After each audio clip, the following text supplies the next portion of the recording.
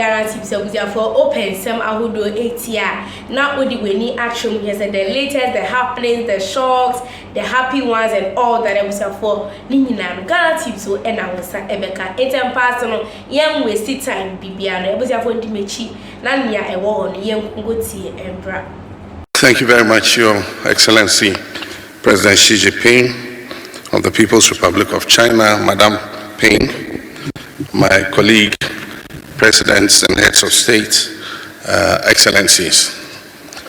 I wish to extend to you warm greetings from the government and people of Ghana as we gather here for this important global leaders meeting on gender equality and women's empowerment. This meeting presents an invaluable opportunity for us to reaffirm our shared commitment to advancing the rights of women and girls worldwide and to assess the progress that we have made under the Beijing Declaration and the Platform for Action. 30 years on, the promise of Beijing still endures, but it calls for a renewed urgency and purpose. The Beijing Declaration was never just a statement of intent. It was a moral covenant.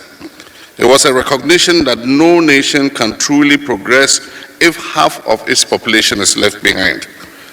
And yet, as we review its implementation, persistent gaps and structural barriers continue to slow our collective march towards equality. We must therefore act with even greater resolve and innovation. Mr. President, my country Ghana remains steadfast in its pursuit of gender equality and the empowerment of our women.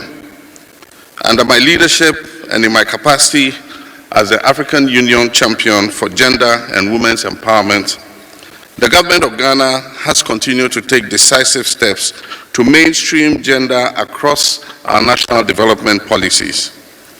We've achieved historic milestones, including the election of Ghana's first female vice president and the unprecedented appointment of women to leadership positions in government, the judiciary,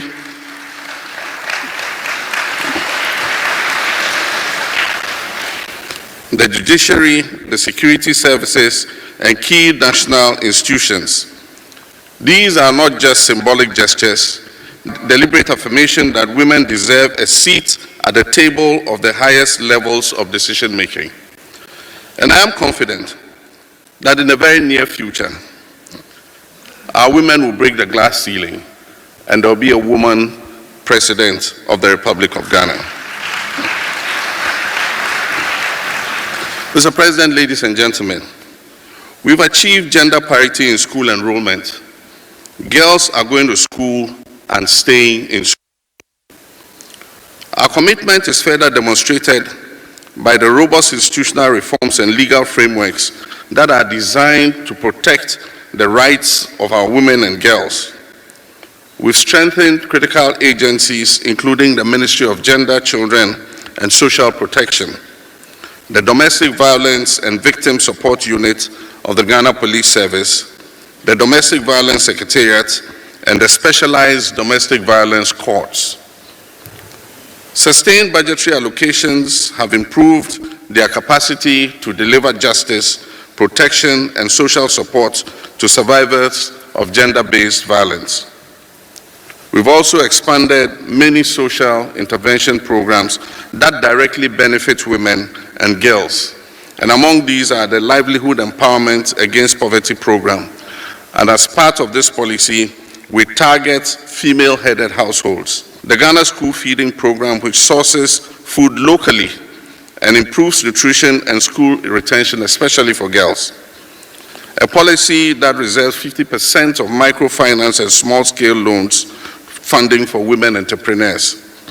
Nationwide distribution of sanitary pads for schoolgirls to address their menstrual health and also prevent absenteeism from school. Free tertiary education for persons with disability, especially women, and the no academic fee stress policy for first-year tertiary students.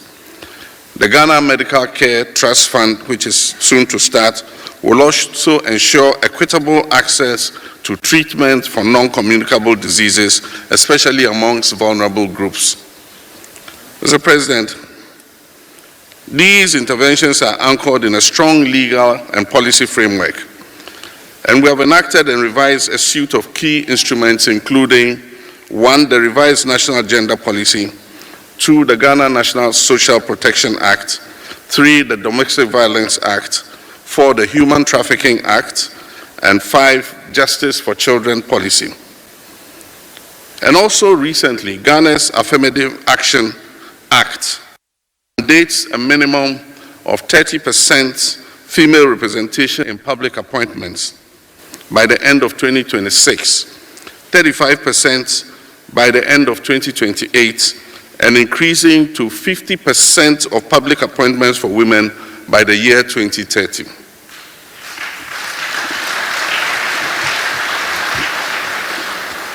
To further empower women economically, Ghana is establishing a Women's Development Bank to provide low-interest loans, financial literacy, training, and business development support to our women entrepreneurs. This initiative is designed to advance financial inclusion and expand opportunities for women across all sectors of our economy.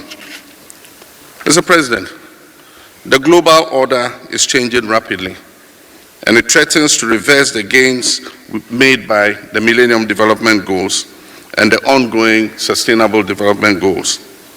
The global multilateral order and our rules-based trading systems are being jettisoned and are giving way to more unilateral actions by some global players.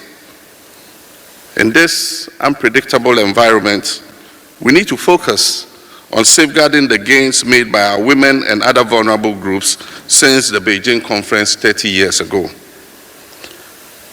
The African woman is particularly vulnerable, and I wish to use this platform to call on my colleague African leaders to focus on the welfare and empowerment of African women.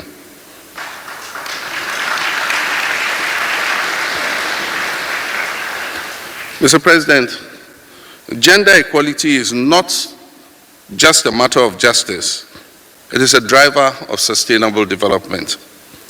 When women thrive, families prosper, communities are stronger, and nations progress.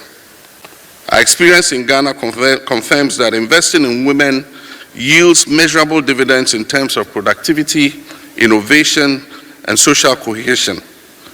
And so as we look to Beijing plus 30, I call on all governments and partners to move beyond platitudes and commit towards transformative action. Let us ensure that this milestone becomes a turning point, one that accelerates the realization of gender equality and women's empowerment all over the world. Together we can make the next decade one of bold progress and shared prosperity for women and girls worldwide. I appreciate your kind attention.